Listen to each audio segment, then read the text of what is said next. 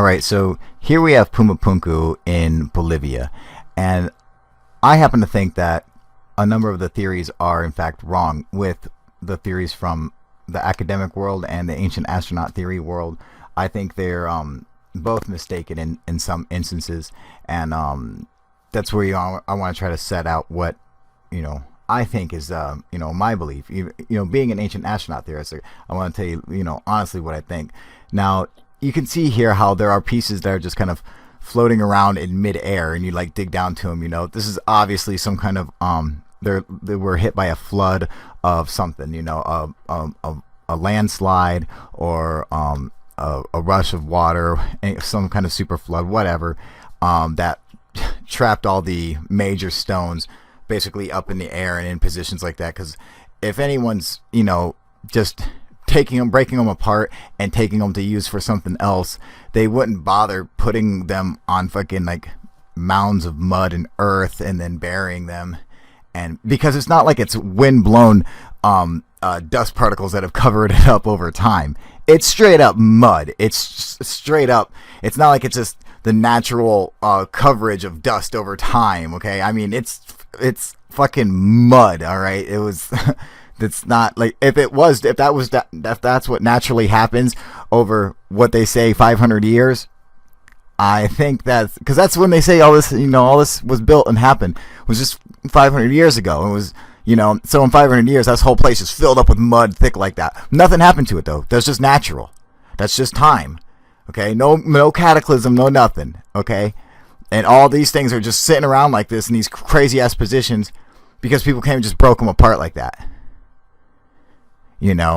Okay, but people don't really know this, but Puma Punku is on top of a pyramid, and this is it, and this is now look at these older stones, these larger ones on the side, and they're filled in with the younger stones, but this is the pyramid. This is what's underneath of it. People don't know this stuff, but yeah, that's the case, and or it's not underneath Puma Punku, okay?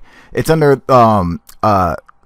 Tiwanaku, and it's the Kalesia is it's basically the whole area of where Puma Punku is. The whole place is literally covered in like these pyramids and shit underground from Puma Punku all the way to Tiwanaku, and they can see buildings and all kinds of shit underground right now. It's fucking crazy. So there's so much more to Puma Punku than we ever thought, and it's far older than what academics say or think it is, because they thought that they had reached the bottom when digging under the pyramid, but they realized by their seismographs that's not in fact not the fucking case, and they would have to go much deeper to find out the true age of it. So that's the facts now.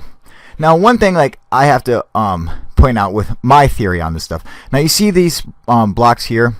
These blocks are the most famous at Puma Punku. Okay, they are the ones that they say, oh yeah, these are definitely machined blocks. This is alien technology, and because no one can answer what the hell these are even for, what it does, and shit like that. I'm going to postulate a theory here.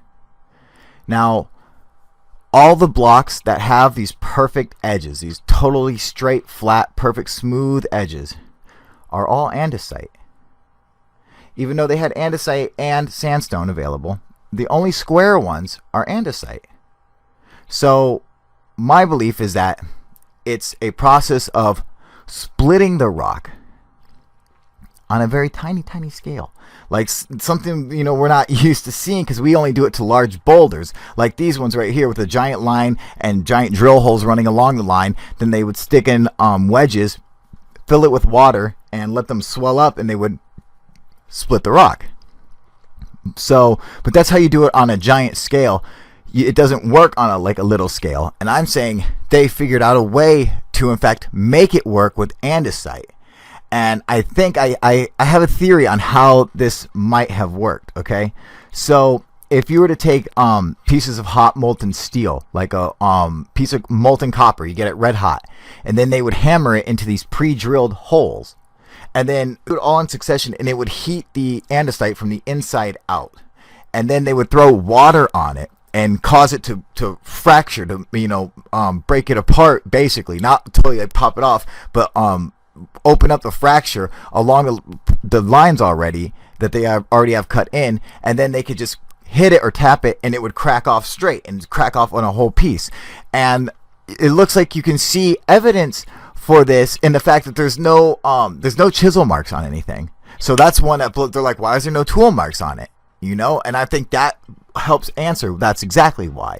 Where the holes are lined up right next to where the line is should pop it and break it off, so you don't see anything. You don't see any tool marks, okay? Because when we do it with big ones, we see the marks from the stakes. But I think on the little level, if you do it like that, you won't see them. And these ones even have like the holes drilled up along the side, so it comes straight down, and also they drill in through the side. And you can actually see that if you look real close. I'll put some annotations over it or whatever, so you can see exactly where it is.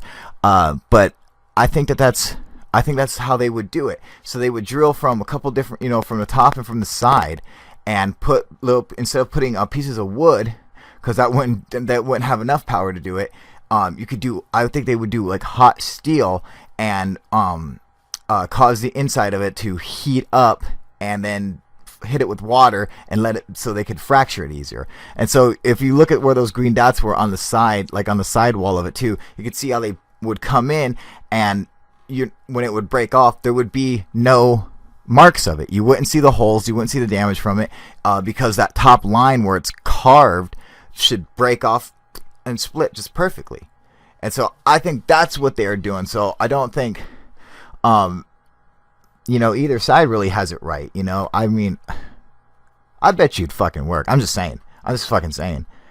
I mean, it seems the most logical concept to me. And, I mean, I don't see any other way around it. It makes the most sense to me.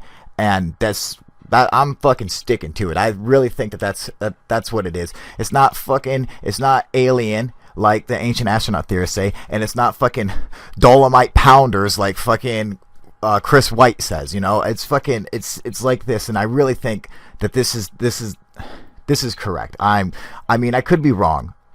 I don't have a piece of andesite, and I haven't tested this, okay? But I think I'm fucking right. I'm just saying. I'm just gonna throw that out there. But and there's other interesting things about Puma Punku in Bolivia that are really fucking cool. And one of the things is and even Chris White points this out when he's talking about how they lifted the stones into place.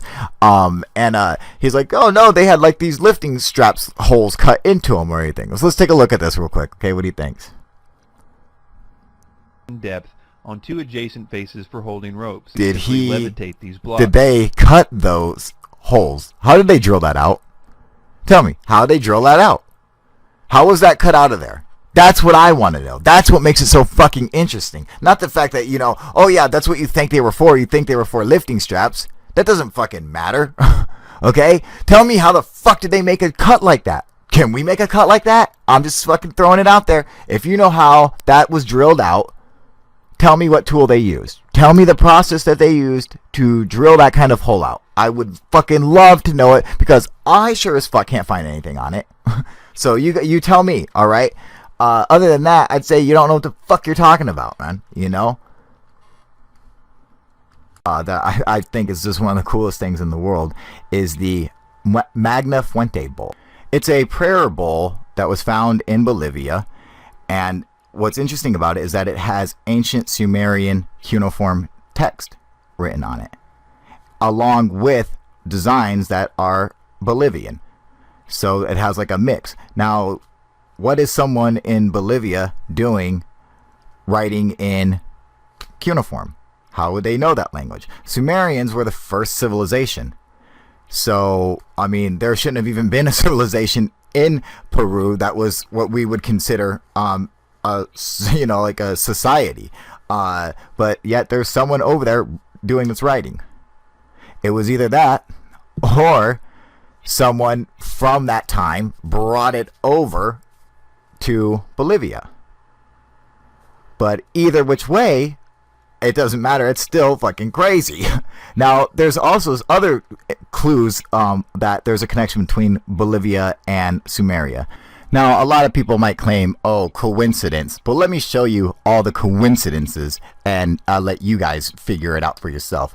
Right here, the Sumerian piece, you see the 7 planets up there. And then in this Peruvian gold chest piece, this plate or whatever, same thing. And also, it has the Northern Cross, the Tree of Life, a number of Sumerian icons there. And what's, I think, one of the most interesting thing are the pyramids. Peru has pyramids. This is Huaca de la Luna, the Temple of the Moon, and it looks exactly like a fucking ziggurat. I mean, it's crazy. Look how it's built, it's constructed. Yeah, and a lot of people don't know that Peru is full of fucking pyramids, and they just weren't discovered for a long time because they look like nothing but mounds of dirt now.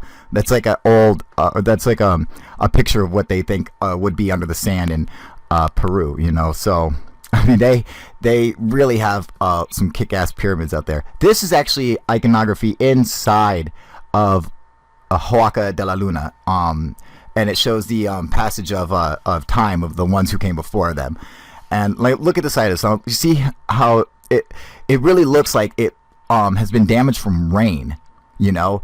And we're talking, this is like by the Atacama Desert. So I don't know when the last time they got rain to be able to do that was, but it had to be a long time ago. Now this too, what you see is a pyramid in Peru. And then this picture that is coming down is a ziggurat from Sumeria.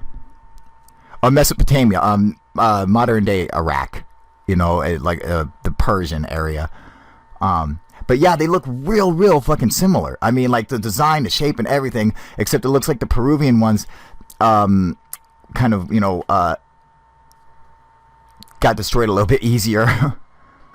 Now, this is these were some bodies that were found on the side, outside of the pyramid or whatever. But there's some controversy with these guys. So they say it's a king and everything, but none of this his armor would actually fit him. So he would be a really useless king. And I'm almost positive that there's a lot of body parts that are in there that are just body parts. Like that's something they would do when they would bury kings is chop up their slaves and shit and just throw them in there. I don't believe the king's skeleton is actually in there, especially because I've actually seen the pictures where there's stuff moved around and like there's different skulls in place where it should be. So they've been like trying to figure out what looks the best. So I mean, it's just funny. I mean, well, look at the side of that. Isn't that fucking crazy? And it reminds me of the side wall where the Sphinx is and all the water damage on that. Look at the size of this thing. I mean, it's huge, but it really does remind me of the ziggurats of Sumeria. I mean, there couldn't be enough of a coincidence. I mean, it's just crazy. And I think that this is also rain damage. You know, so it's like, how long ago did this happen? This is also in Peru. I mean, is that crazy or what? This is in Peru. Isn't it like in the middle of the city? I mean, look at that. It's so neat. And I believe like this is like where they were making their stones out of this mountain to build this pyramid. I love that. It looks like the trenches of rain were just running down that thing. Now, no, it's not an ancient jump rope. It's actually pretty cool. It's a telephone. Yeah, a fucking telephone. And they could have this ridiculous lengths, and they could hear each other just fine.